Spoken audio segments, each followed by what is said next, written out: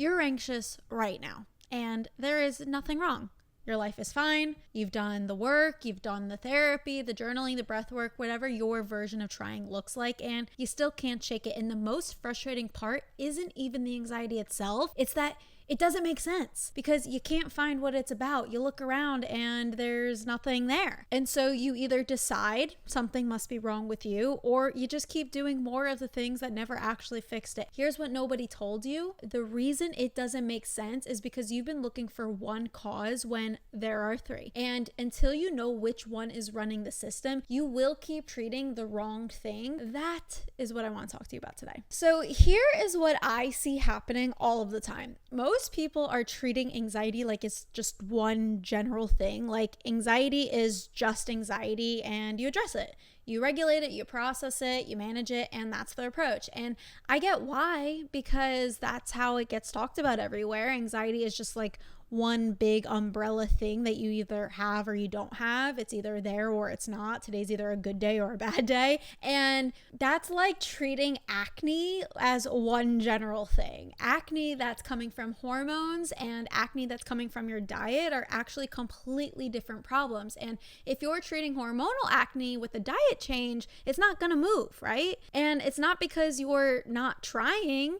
It's because you're addressing the wrong source. The treatment has to match what's actually causing it. Anxiety works the same way. There are three completely different subconscious sources that it's coming from, and they each feel different. They each show up differently in your life, and the thing that actually shifts each is completely different. So if you've been doing the work and it's not moving anything, like nothing's actually changing, it's very likely that you've been doing the right approach for a different source than the one that's actually running the system. So I want to walk you through all three today and listen for the one that sounds most like you, because most people have like a primary source, and when you find it, a lot of the things are going to start making sense and start clicking for you. So these are the three anxiety sources that come from my anxiety source framework that I teach inside of the anxiety shift. And the first one that I want to talk about is familiarity-based anxiety. And this is the one that I think is the hardest to spot because it has nothing to do with what's actually currently happening in your life right now. So here is how the subconscious works really quickly. Your subconscious's main entire job is to keep you in what it recognizes as normal. That's it. So it doesn't know the difference between what's good for you and what's familiar to you. It just knows what it knows as home base, and it will always try to pull you back to your home base. And so if you grew up in an environment where whether it was a household or the energy of the house, what was happening around you when your nervous system was still figuring out what the world was, if that environment had a lot of anxiety in it or a lot of unpredictability or instability, a lot of insecurity in it, your subconscious coded anxious as normal, as this is what's supposed to be happening, as this is home. And so what ends up happening is that your life can be genuinely good, nothing bad is happening, and you still feel this low hum of anxiety underneath everything. Almost like you're waiting for something to go wrong, or you're waiting for the other shoe to drop, and you can't find what you're actually anxious about because you're not anxious at anything specific. Your system just doesn't know how to be okay without the anxiety, which is crazy when you think about it, but then not so crazy when you think about how the subconscious's only goal is to keep you in what feels familiar. So this is the type of person who says things like, I can't enjoy things because I'm always waiting for the other shoe to drop, or when things are going well, I actually feel more anxious and not less. It's not pessimism. I know it sounds like it, but it's really just your nervous system that learned that peace doesn't last, and it's just trying to prepare you. So familiarity-based anxiety isn't triggered by anything. It's just your baseline. And if this is your primary source, the work isn't about finding what's actually causing the anxiety. It's about teaching your system subconsciously that calm is actually safe. It's rewriting what your baseline is so that way it starts seeking a different kind of familiar instead of the chaos being the familiar that it seeks. The second source is association-based anxiety, and this one is your subconscious doing its job just with really outdated information. So your subconscious is a pattern recognition machine. Constantly in the background, it's scanning everything around you and matching it against everything that it has experienced before. And when it finds something that matches a past experience that was really painful or scary or overwhelming, it fires and it sends up an alarm and it says, hey, this feels like that, pay attention. And the problem is that it doesn't check the date. It recognizes the pattern, the similarities, and then it acts on it. So you'll feel a wave of anxiety and you genuinely cannot trace it to anything. Nothing really happened, except something did happen. It just wasn't in the present. Your subconscious matched something in your current moment to something from your past and decided that you needed to be on guard today. And it can be anything. It can be a certain feeling in a relationship dynamic. It can be a tone of voice. It can be the specific way someone goes quiet when you walk into a room and your mind doesn't even register what happens, but your chest is already tight and you're already bracing.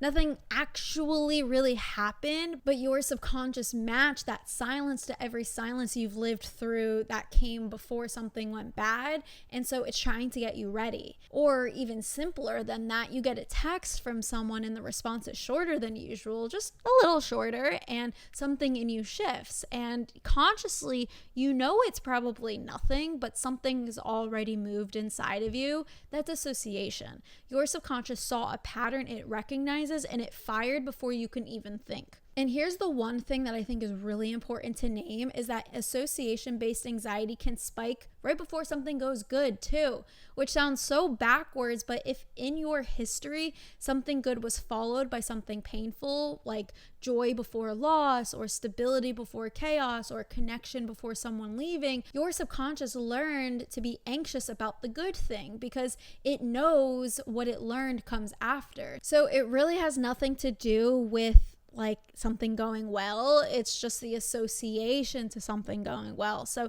this one is all about patterns. It's connecting the past to the present. It's kind of bringing the past into the present. And it can be really confusing because your present is kind of objectively fine, but something in the present is coded to match something in the past. It's kind of like, I don't know, a game of match or something. And so source 2 is really just about association. So if you think that you have this source that's being activated, you can ask yourself, what about this moment is representative of something in the past? So before we get to source 3, which is honestly the one that surprises people the most, I want to ask you which of these two that we've already gone through is running your system right now? Because here's what I see most of the time. Most people who are driven by source 2 are treating it like source 1. They're doing the nervous system regulation work, trying to build a different baseline, working on creating a new normal. And that's not wrong. It's just not the thing. It's not the association, the outdated pattern your subconscious is matching it to. And those are genuinely different problems that need genuinely different approaches. So this is why someone can do years of work and still completely get blindsided by their anxiety in certain situations, not because the work isn't working, but because they are working on the wrong source. And source 3 is where it gets even more interesting. So the third source is conditioning-based anxiety. And this is the one that I think most people have no idea is running in them, and they don't realize that it contributes to anxiety that they're feeling, because it doesn't really feel like anxiety. It just kind of feels like you. So alongside everything else about your subconscious and what it learns, what's familiar, what patterns to watch for, your subconscious also learns rules, specifically rules about what you have to do and who you have to be in order to be okay, accepted, loved, appreciated, and to not lose connection with the people around you, the people that you love. And so those rules get written really early. We're talking between the ages of 0 and 8. Those rules get encoded in you through what you were rewarded for, what you were criticized for, what you got closeness and what got you pushed away, what got you in trouble, what got you loved, what you got you appreciated. And so you're just collecting all of this evidence of when I do this, that happens. When I do this, that happens, and you're creating a set of rules about what to do, how to think, how to behave, how to act, how to treat certain people, how to act in certain situations. All of these rules are getting encoded into your subconscious mind, and they go so deep that by the time you're an adult, they don't even feel like rules anymore. They don't feel like something you learned. They just feel like this is just how I am. And conditioning-based anxiety fires when you're about to break one of those rules. So you go to set a boundary and you feel this wave of anxiety, not because boundaries are inherently threatening, but because you learned somewhere along the way that, having needs means losing people. And so your subconscious is enforcing the rule, and you're feeling that as anxiety. So another example is when you try to rest, like actually rest, not like productive rest, but do nothing rest, and you feel anxious, right? Not because rest is inherently wrong or threatening or dangerous, but because you learned that your value is your output. And your subconscious is protecting you from what it thinks happens when you stop being useful. Something good starts happening, a relationship, a business taking off, actual visibility, and you feel anxious and almost want to undo it all because somewhere you learned that staying small was safest. And you're about to break that. So you experience the anxiety that comes from breaking that rule. The anxiety isn't telling you that something is wrong. It's telling you that you are violating a rule that your system believes is keeping you safe. Until that rule actually changes, not like intellectually understood, but actually changes on a subconscious level, that anxiety is going to keep enforcing it, because it thinks that it's keeping you safe. And this is why so many high-achieving, self-aware women who have done so much work can feel completely stuck in certain areas of their life, where they can know their patterns, they can name them, and yet they can still continuously keep bumping up against the same ceiling, because awareness of the rule doesn't actually dissolve the rule. The subconscious doesn't work that way. And you actually wouldn't really want it to work that way, because its whole job is to keep you safe. So for this conditioning-based anxiety, the way to dissolve this is to go into the subconscious and actually rewrite the rules that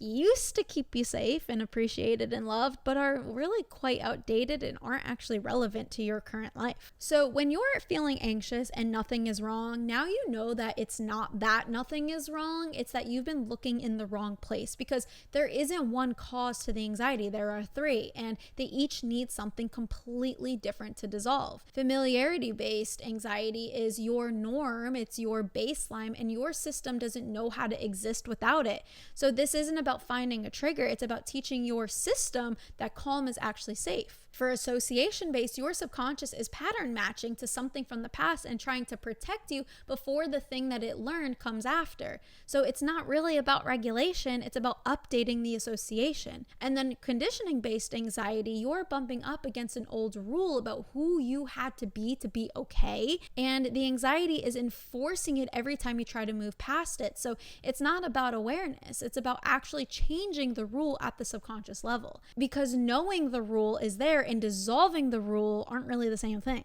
And the reason none of the things that you've tried up until this point haven't worked isn't because of your effort. It's not because of how hard you've tried. It's because you've been addressing the symptom without knowing which source is generating it. That's what causes this endless personal development loop where you feel like there's just always more work to do. Like no matter how much work you put in, you still feel anxious. Because the goal wasn't ever to manage the anxiety forever. It was always to understand it well enough and to dissolve it so that it stops running your life. So I would love for you to notice which one of these three summaries makes your chest tighten a little bit, which one of them felt like they were describing you the most, because that's not a coincidence. That's your subconscious confirming what it already knows. So if you want to know for sure which source is actually driving your anxiety, I have a free quiz for you. The link is in the description. It takes 2 minutes and it'll tell you exactly which one of these sources is running your system. And once you know which source it is, the next question becomes, okay, how do you actually change it at the subconscious level? Because awareness alone doesn't actually rewrite the patterns. So I break down exactly how that works in my video on the 3 phases of subconscious change. So I will link that here for you, and make sure you subscribe because I'm going to be doing a deep dive on each of these sources. So if this landed and you want to go deeper on the source that's running your system, make sure you hit subscribe and come back for that video. So I will see you over in this next video.